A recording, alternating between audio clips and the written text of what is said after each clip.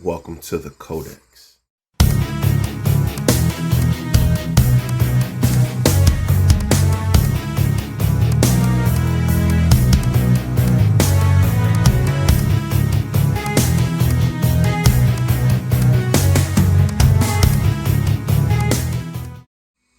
What's going on YouTube? This is your boy Black Blade Uchiha coming to you with another video on this game Black Deck. So, today's video we're going to go over the protection ability. I'm in the city faction because some of the honestly better cards for protection. Not saying that they're all the best, but there are better cards, and honestly one of the cards in this faction is easy to get, okay? Because it's a rare. So we have the protection ability here, defends all other units from direct attacks. Now this ability can be specified for certain kind of cards. So if we would go over to the Wasteland faction, look at Rat King, he does that protection to all other rats. If you go to the Mountain faction and you go to Goblin Chieftain, he does the same thing for the goblins, protection to all other goblin allies. Okay, so just so you have, and the reason why we're going over this ability is because it has the potential to, I'm not going to say save your bacon, but make the game longer for you. Okay, so for example, if you have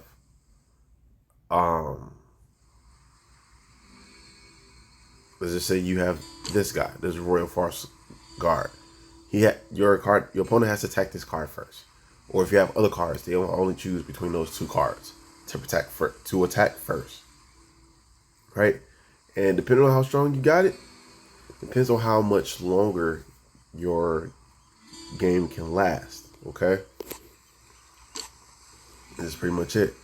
So let's go into the arena, and I want to show you, because I did see this earlier.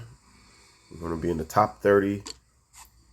This is Valheru. I don't know if I'm pronouncing your gamer tag right, but they have two cards with protection. You have the Royal Frost Guard. I'm not sure if they have the skills maxed out. Yeah, they do. It took what, 6 books essentially to max it out. Not bad at all. I can live with that. 6 books to max this card out. And this card is, again, ridiculous. Now, since this is the Frost one, they put the shock resistance and a shield set on as well. If you have the Divine Shock, it'll be a 6-piece shock set. It will make this card be able to either freeze or shock your opponents. But I think this is a better option. You give them a shield, so the first time they were to be attacked, you don't lose the strength that you have here, the base strength you have here, and that's not including any potential buffs. Okay, not including that at all. So this build out this kit, if you haven't screenshotted already, take a picture of this and do with it, like, build yours very, very similar. You don't have to build it be exact, but you can build it very similar and get similar results. I'm not going to say it's going to be 10,318 strength, because I have built 2 witches. I don't think I had all the artifacts ranked leveled up to the same level on both cards, but I built 2 witches. One witch is stronger than the other. All right, so again, this ability is ridiculous, is absolutely bonkers. As you know, I use a protection ability not within a card specifically, but within an artifact. Because if you have cards like Alchemist, who has, let me just go to his abilities. He has this ability, deals damage of 40% of the card's strength of damage to a random card when it receives damage, right? So it has to be attacked in order to do that ability. So to make sure that ability goes off even once, I put a taunting set on it, which is a protection ability built into an artifact set. Okay, so that's how you can do it with that card, or with cards like that. You don't necessarily have to do this, but it does help tremendously with your game lasting longer. So I'm going to actually, they have one card with protection ability that I know of. Let's just jump check the rest, because sometimes you get those hidden cards that have something you be like, well, what in the what in the what in the what. Hey, all right.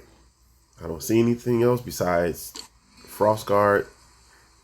He has what, Insightful, and he has a shield set. So it's gonna be interesting. And I have one card that can honestly almost one shot him with the buffs from Shaman. I'm pretty much one shot him. So let's see how this goes. Let's see. I might lose. It's okay if I lose. I'm not expecting to win every game. Let's see what happens. Okay, let's speed this up.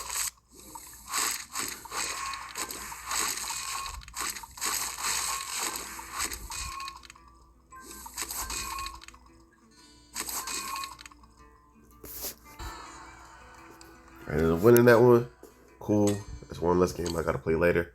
But you see what happened. I had to attack the Frost. Where is it? I had to attack him first before I can attack anything else. What gets around it is having multi-hitters. That's one weakness of it, one major weakness of it. And then the other weakness is cards like Lightning Snake. Lightning Snake doesn't care. And why that's good is it ignores those restrictive abilities. As it says, ignores restrictive abilities like protection and stealth when attacking. So it doesn't care at all. All right. You can also do that with an artifact set called Serene, if I'm not mistaken. Let's find it real quick. Yep, Serene right here. And has focus. Cards with focus ignore restrictive abilities like protection and stealth. This is a 4-piece artifact set, so you can put this on a card if you want. However, it is going to take up 4 slots for that card, so just keep that in mind if you do that. So that's all I have for you today. We talked about the ability, how you can do it either with a card that has it built in or with a card that doesn't have it built in, how you can get there.